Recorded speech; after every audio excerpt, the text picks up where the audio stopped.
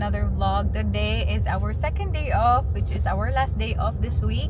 Ano guys, gala na naman tayo. Isama ko na naman kayo sa ating day off. Ang gala natin today, kasama na naman natin yung mga kakwasa natin dito. Right now, papunta kami kina Sir Lawrence. Pick up namin siya.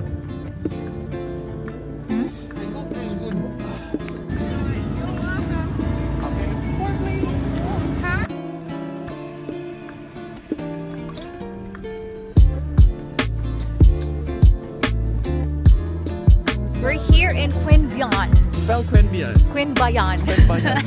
Tatag Quinbayan. Para kaming nasa... my lord. Ayun, dyan na. Gamit na. Sir. Malapit ako ganyan. Hoy.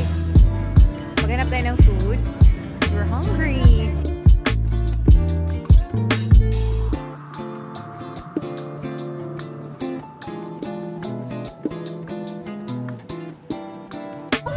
Oh my God! Hi, camel! Wala, pwede mo sakay. Nagkuha, uy.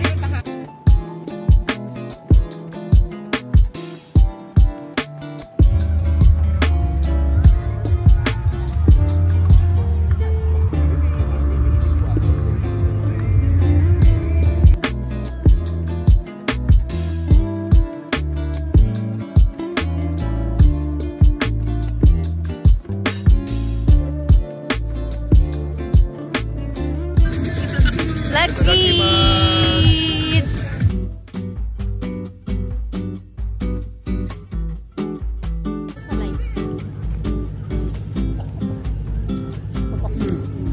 Tagak ng beef. Strawb rice, strawb.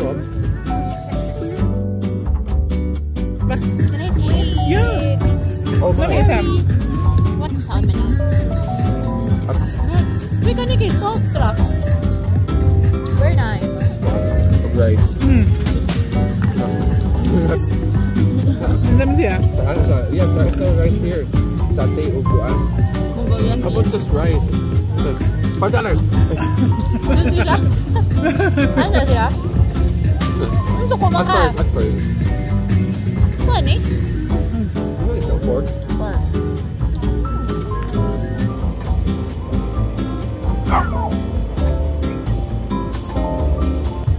Oh my gosh, this is great. Oh my gosh, this is great. Try it. Uy, ano na tayo? Chocolate overload. We are gonna go to the house. To the Quinbayan. To the house. We're gonna go to the house na. Uwian na. Asa ka mag-tour? So, New South Wales na to. 18 minutes away lang to sa EPP. So that was it, guys. That was it. That was just their perya. Parang perya sa Just a small Pilipinas. perya, Suloy kong but itit. the food was good. It's just freezing cold. It's like a What? Antarctica without the snow. I want to play with snow.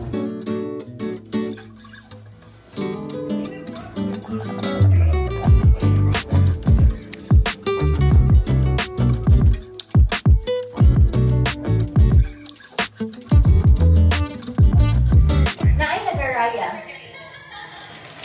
Looking for snacks. Hi?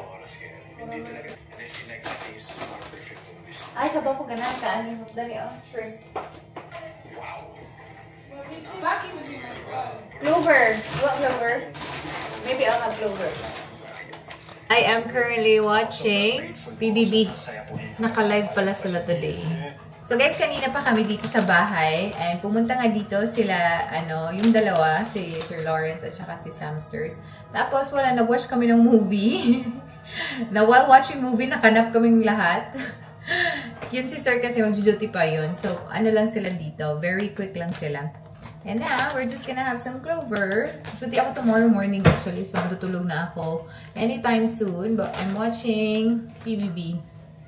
Natutuwa ako sa PBB.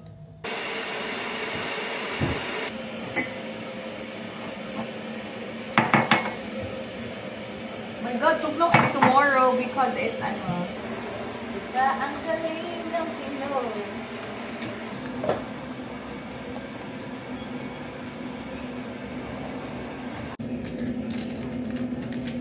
Pinoy tayo.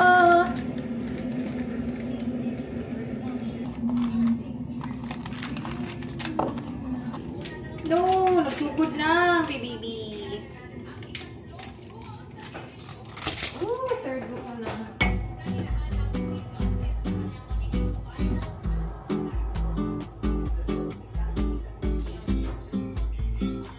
Kaya kasi Dustin ka 4 foundation.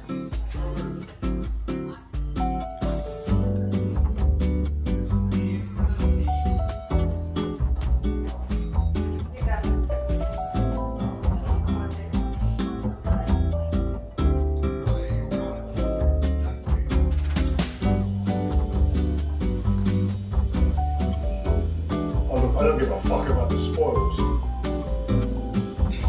You did this to me the day that we met. You let me hang myself with your amusement. Why didn't you just tell me the second that I walked through the door? You're a coward, you spoiled bitch. Are you dressed because you thought I might hit you? Muna diha. Just answer the question.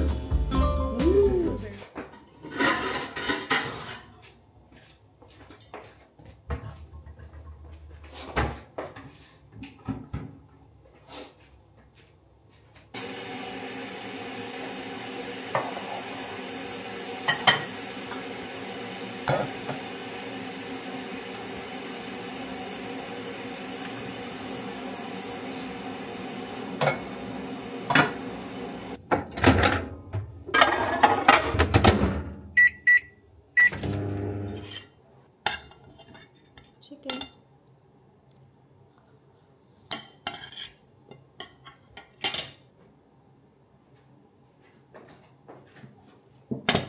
Good morning, guys. I am about to do an afternoon shift. Kain tayo. I have fried chicken.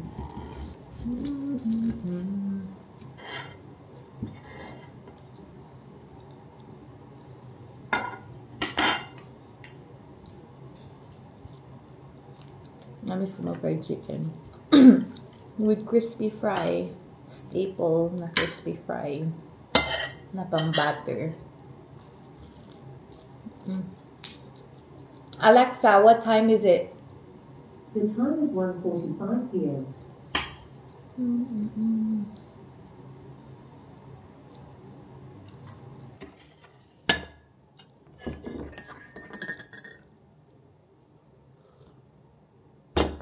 Oh my God!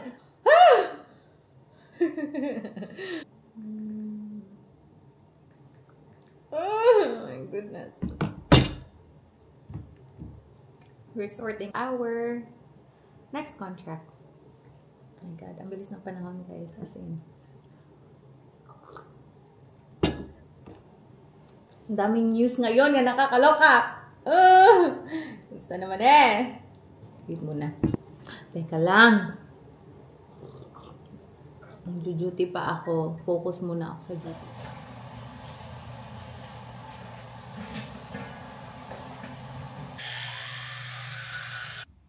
Guys, ay naku, malapit na maubos. Para akong nalulungkot kasi ayoko muna mag-order ng mga beauty products sa ngayon. Ay, okay lang yan kasi pupunta naman tayo ng... Ay, hindi eh. Gusto ko to eh. Pupunta naman tayo ng plano pa lang yun. So, hindi ko pa pwede i-share yun. So, ayan. COSRX, guys, this is very good. This is the Snail Radiance Dual Essence. Tapos, meron siyang, as you can see, 2 tubes yan. Meron siyang 2 compartments inside. And meron to siyang niacinamide, guys. And it's very, very moisturizing. If you want to check them out, go to YesStyle, guys. Just search on this one. Tapos, you can use my code RichZigs21 for 10% discount. Go na. I'm just gonna use the Cetaphil, a gentle moisturizer. Hindi pwedeng hindi mag-moisturizer tayo ngayon, especially it's winter. Sobra talagang nakaka-dry yung winter, guys, sa aking skin. So we're just gonna do our makeup, guys, but apart from that, chika tayo. In all honesty, I'm a little bit hesitant na mag-share sa inyo about this. Pero sabi ko, parang ang tagal ko nang paulit-ulit na sinishare to sa inyo na may pinag-iipunan ako, tapos nagtitipid ako. Bakit nga ba? Siguro some of you are curious na how many times ko na yung na-share sa inyo na meron nga akong pinag-iipunan. So, I just want to share this journey with you guys. Parang ang awkward ko naman. Ganyan. I just want to share this journey with you guys. Not as someone who made it, but someone who's just starting, especially here in Australia, and doing her best. Oh, ganon. Hala. Girl, kailangan mo na ng bagong brush. Ka namang mag-give up sa akin. Asa na ba ako? The reason why I'm hesitant because of evil eyes. This is still a plan. I'm still on the process of yun nga, saving. Natatakot akong i-share kasi may mga tao din naman talaga na hindi nagiging masaya sa achievement ng iba. And we know that. Look around you. Totoo yan. May mga taong ganyan. Because I have a platform, baka marami din evil eye. It's been like more than a year. Pagpaplano. Pagdating ko dito sa Australia, alam nyo naman, diretso tayo travel nurse, di ba? And that's the reason why we came here. And then, by the moment na nandito na ako, I have a video talking about I'm settling here in Australia. Ay, lumabas na naman siya. Ano ba kayo? Ay! Gusto naman uy! So, the moment... Attention, ang dami natin distraction, ha? So, the moment na sinabi ko yun sa inyo, guys, at the back of my mind, plano ko na talaga na I'm gonna save money. Ito na, to buy a house. To buy a house in Australia. Sino ba naman ang hindi gustong makabili ng bahay dito sa Australia, di ba? And I was like, since I'm doing travel nursing, of course, I don't have a permanent place to stay. Nakikitira lang ako kina ate or travel overseas para magbakasyon ng konti. Nasabi ko na din sa inyo na hindi din madali yung pagiging travel nurse. Alexa, what time is it? It's 2:52 p.m. Shit. Teka lang. So, yun nga guys, nami-miss ko na din yung comfort of my own home. And since marami pa akong gamit din sa New Zealand, of course, gusto ko na din ma-transfer yung mga gamit ko dito. So, since then, since I told you about me settling here in Australia, may target na agad ako, may goal na agad ako, and that is to save for a house. So, as you can see, sobrang tagal ko na nagsisave, pero as of now, medyo pinipressure ko na yung sarili ko na, girl, come on, let's do this na, parang ganon. So, I'm actively, yun nga, saving talaga and really thinking about buying a house na, again, planning stage pa lang tayo. This is not a flex kasi wala pa ako na-achieve, guys. Huwag kayong mag-ano, ha? So, this is not a flex at all. But yeah, I'm on the process of doing that. Sobrang nakaka-anxious.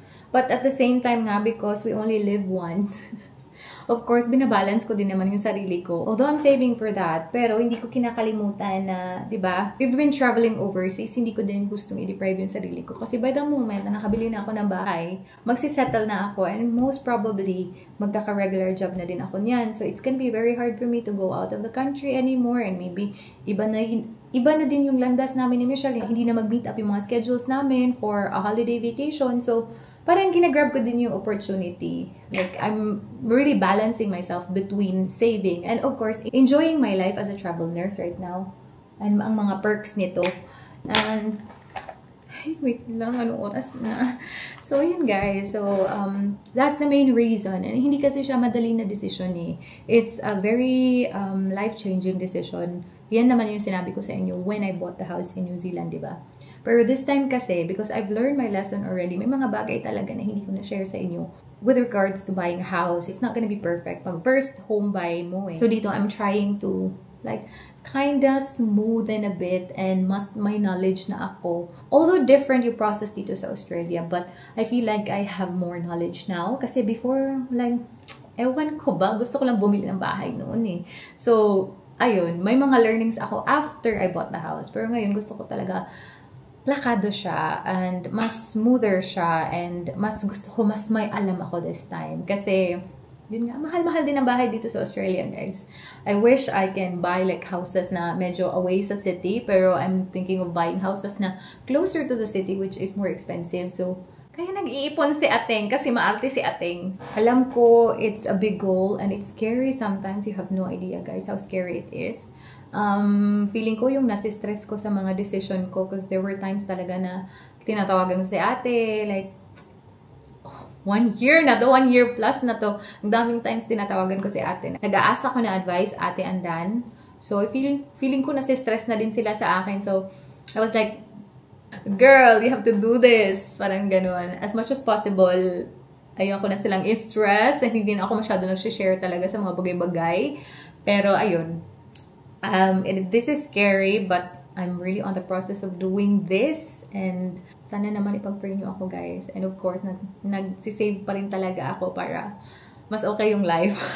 Ay, nako! Just by talking about this, it really gives me anxiety and para akong nanglalamig because this is not an easy decision. Hindi talaga siya easy na decision. And I know sa mga tao na naka-experience ng process na ito, alam nyo, relate nyo, di ba? Sobrang nakakatakot talaga siya because, di ba, dugo at pawis. Di ba? Ang ating puhunan dito. Yung pinaghirapan talaga natin, i-invest natin into something that hopefully is gonna change our life and hopefully is gonna make our life better. So, fingers crossed, lagi lang talaga akong nagpipray kay Lord na i-guide niya ako dito sa decision ko and hopefully, guys, in the near future, I'll bring you along with me sa journey na ito and constant prayer lang talaga kasi ang hirap din talaga pag wala tayong guidance sa mga ganitong bagay. Ang hirap. So, ayun lang. Na-share ko na talaga sa inyo. Hopefully, may na-inspire ako. This is not a flex kasi wala pa naman tayong na-achieve. But hopefully, you get my point, diba? This is me trying so hard to finally or hopefully reach another goal dito sa Australia. So, yun lang. Guys, malilate na ako! Alexa, what time is it? The time is 2:59 p.m. Okay. Good word.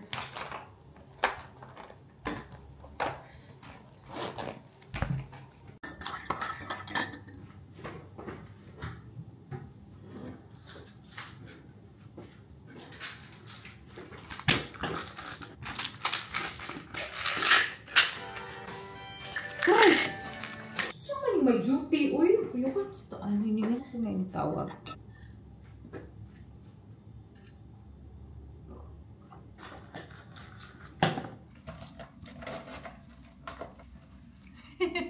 Meron nagsabi na hindi ko daw ini-include yung aking leeg while I'm doing makeup. Esensya naman, feel ko kasi nga na-achieve natin yung tamang shade sa ating mukha. Eh, medyo maputi pa lang siya. Anong nangyari sa aking foundation? Aba, maputi talaga siya, no? Thank you sa nag-advise kasi baka ang tsaka ko pala tingnan sa ano, no? Sa personal na yung leeg natin maitim. Anyway, guys, my God. Guys, this is my life. Sa totoo lang. Yung never early, mostly on time, seldom late. Never talaga ako nag-early sa work, guys. Huwag niyo ako tularan na. OA naman ito ating expired na Ever Belena. See, grabe pa rin talaga yung color niya. This is just 110 before. Nabili ko to. And this was on sale. Pero I feel like expired na to siya. For sure, expired na to. Sobrang tagal na sa akin yun. Yan sinasabi ko sa inyo. Meron akong mga lipstick dito na NARS, mga medyo mahal na mga lipstick, pero ginagamit natin yung 110 pesos pa rin. So, ano ba yan? Anyway, let's go, guys. Let us go. So, that's it for our vlog today, guys. Hopefully, you enjoy it and sana ma-inspire kayo. Hope to see you guys on my next one. Bye! Charis lang, yung buhok natin. I don't wash my hair every day, but naligo tayo kahapon on my second day. I usually use this.